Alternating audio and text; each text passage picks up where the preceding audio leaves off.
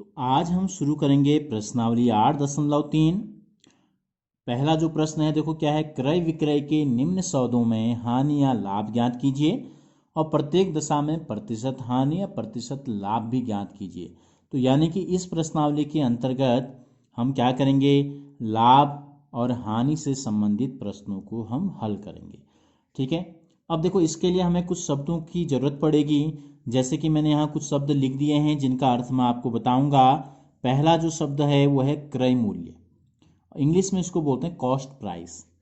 क्रय मूल्य का मतलब होता है जब हम कोई सौदा करते हैं, मार्केट में जाते हैं, कोई वस्तु खरीदते हैं, तो जिस कीमत पर हम किसी वस्तु को खरीदते हैं वो उसका कहलाता है क्रय मूल्य।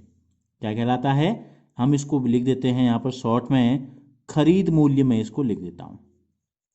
ठीक है, यानी कि ऐसा मूल्य जिस पर हम उस वस्तु को खरीद रहे हैं। जैसे ये स्केच पेन है, इसको मैंने खरीदा 5 रुपये का, माना मार्केट से, तो 5 रुपया जो इसका है वो क्रय मूल्य कहलाएगा। ठीक है, तो किसी भी वस्तु को जिस मूल्य पे हम खरीद रहे हैं वो है खरीद मूल्य, यानी कि क्रय मूल्य। और विक्रय मूल्य क्या होता है, जिस मूल्य पे इस वस्तु को बेचा गया दुकानदार के द्वारा, या मैं किसी वस्तु को खरीद के लाया और मैंने उसको बेच दिया, तो यानी कि कोई भी बेचने वाला व्यक्ति जो किसी वस्तु को बेच रहा है, उसने जिस कीमत पे उस वस्तु को बेचा है वो उसका कहलाएगा विक्रय मूल्य।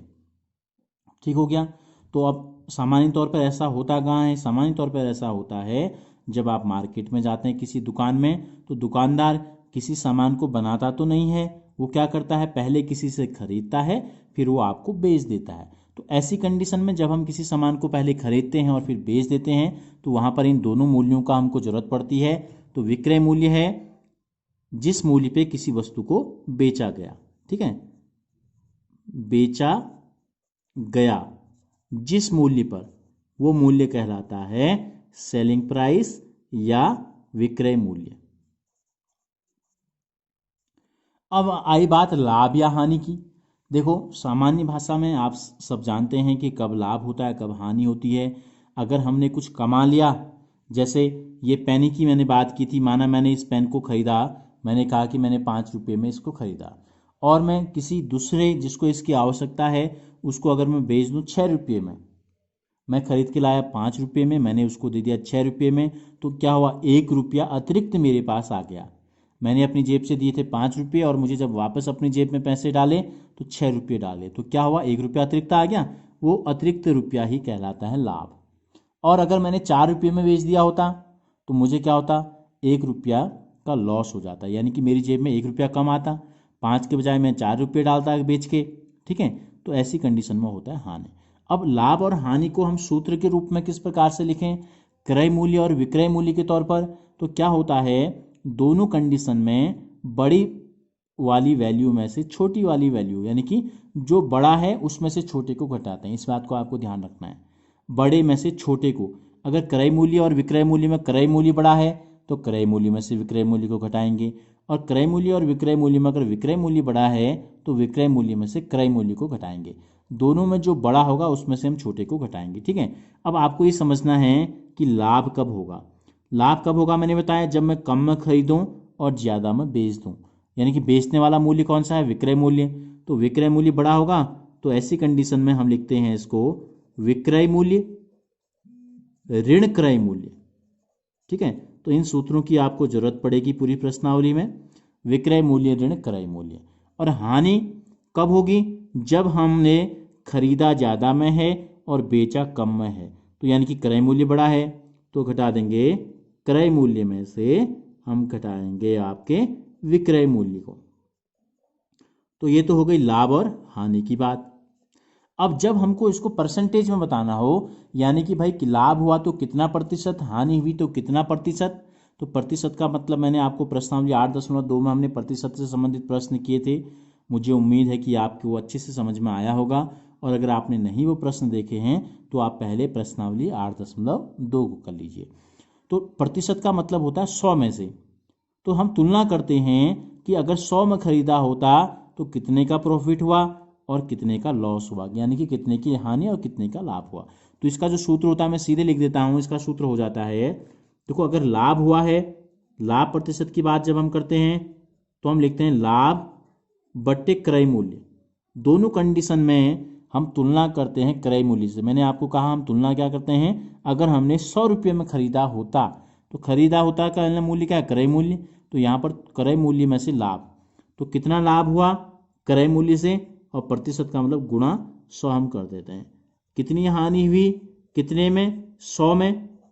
कितना लाभ हुआ, नहीं ये गुणा यहाँ होता है, ठीक है, गुणा 100, और यहाँ आता है हमारा क्रय मूल्य। तो दोनों कंडीशन में नीचे क्रय मूल्य आता है, लाभ प्रतिशत है तो लाभ आ जाएगा, हानि प्रतिशत है तो हानि आ जाएगी, और गुणा आ जाएगा 100। अब हम इसको कुछ उदाहरणों के द्वारा समझते हैं। तो पहला उदाहरण जो हमको दिया गया है वो ये है कि बगीचे में काम आने वाली कैंची 250 रुपये में खरीदी गई और 325 रुपये में बेची गई। ठीक है, खरीदा और फिर बेच दिया, यानी कि दोनों चीज़ें हमको पता चल गई। कितने में खरीदा क्रय मूल्य भी पता चल गया, कितने में बेचा विक्रय मूल्य भी पता चल गया। तो क्रय मूल्य कितना है, हम सीधे लिख लेते हैं कैंची का क्रय मूल्य। कैंची का क्रय को ऐसे आप लिख सकते हैं शॉर्ट में, क्रय मूल्य कितना है, कितने में खरीदा था कैंची को, 250 रुपये में। ठीक हो गया। अब दूसरा क्या किया, उसके खरीदने के बाद 325 रुपये में बेच भी दिया। तो क्या है इसका मतलब, कैंची का विक्रय मूल्य भी हमको पता है, कितना है, 325 रुपये।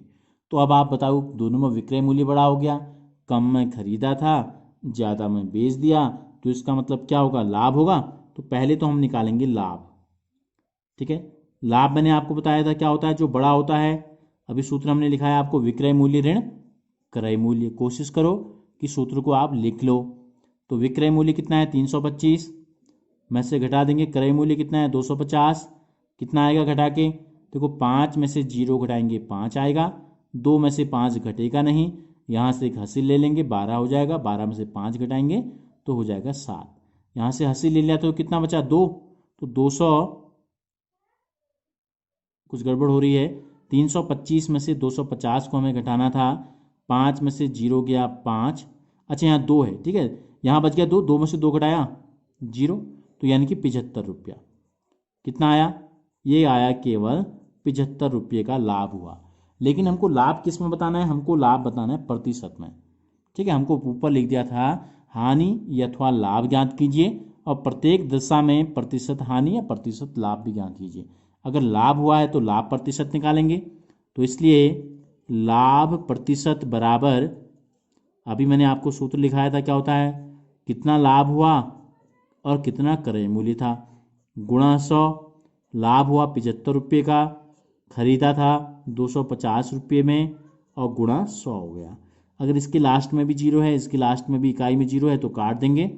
25 का पहाड़ा पढ़ो, 25 एकम 25, 25 दूनी 50, 25 तीन होता है 75। तो ये एक बार और ये कटा 3 बार, यहाँ बच गया 3, यहाँ बच गया 10, 3 गुणा 10 कितना हो गया, 30।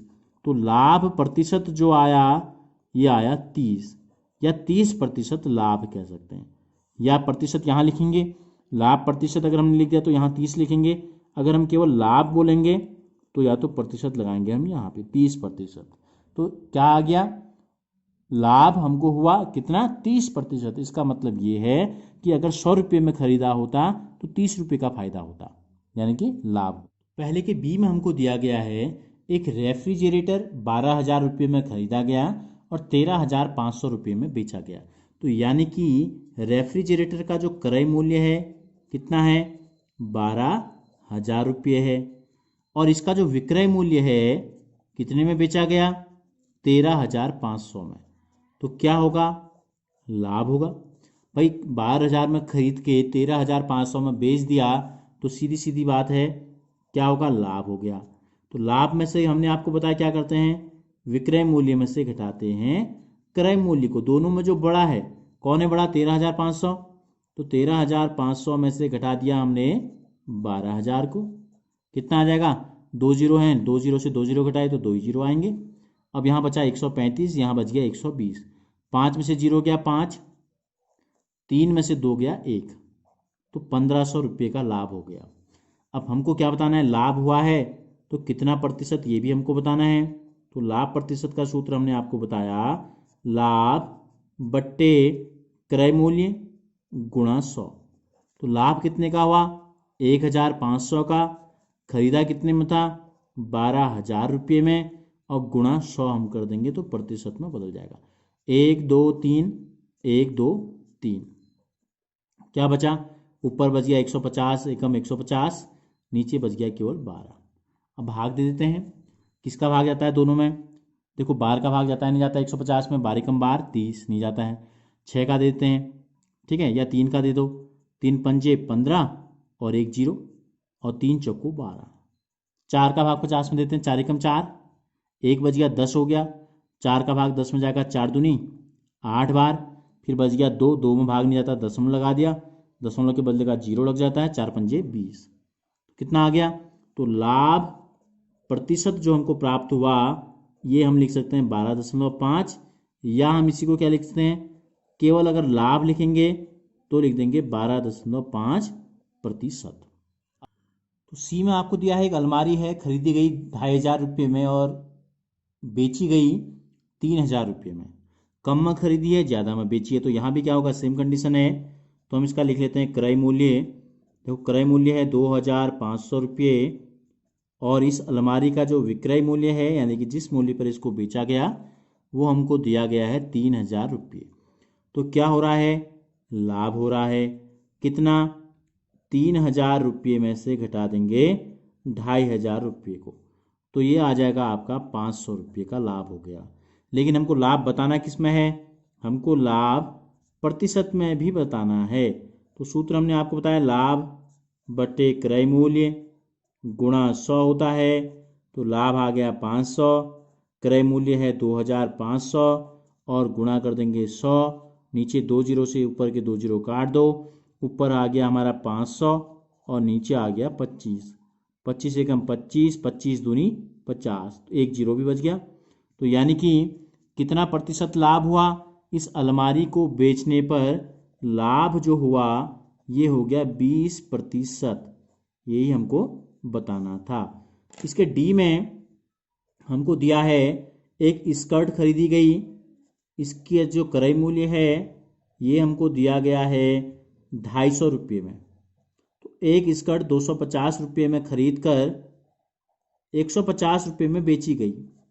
अब यहाँ क्या हो रहा है? इन चारों सवालों में पहली बार क्या हो रहा है? लॉस हो रहा है, यानी कि हानि। ठीक है, कितने में बेची गई? 150 रुपये में। तो हमको यहाँ क्या निकालना पड़ेगा? हमको यहाँ निकालना होगा कि पहले तो हम लिख लेंगे क्रय मूल्य कितना है। क्रय मूल्य हमको दिया गया है 250 रुपये। फिर हम लिख लेंगे कि विक्रय मूल्य कितना है, 150 रुपये। फिर हम निकाल लेंगे हानि। हानि क्यों निकालेंगे? क्योंकि क्रय मूल्य बड़ा है, ज़्यादा में खरीदी थी कम में बेच रहे हैं, तो ये हो जाएगा क्रय मूल्य ऋण विक्रय मूल्य। ठीक है, तो क्रय मूल्य है 250 रुपये, विक्रय मूल्य है 150, तो कितने रुपए का लॉस हुआ? हानि हो गई 100 रुपये की। लेकिन हमको हानि जो है प्रतिशत में भी बतानी है, तो सूत्र हमने आपको बताया था लाभ और हानि दोनों का, ये होती है हानि प्रतिशत, हानि बट्टे क्रय मूल्य गुणा 100। तो हानि है कितने की हुई? हानि हो गई 100 रुपये की। खरीदा था 250 रुपये में, गुणा कर देंगे 100, तो जीरो से जीरो कट गया। देखो 25 एकम 25, 25 दूनी 50, 25 तीन 75, 25 चौको होता है 100, तो ये 25 एकम 25 और इसको काट देंगे 4 बार, ये 10 है, ये गुणा 4 है, 10 गुणा 4 हो जाएगा 40। तो कितने प्रतिशत का लॉस हुआ? हानि हुई। इस कमीज को, ये स्कर्ट को बेचने में 40% की जो हो गई ये हमको हानि हो गई है, जिसने भी बेचा।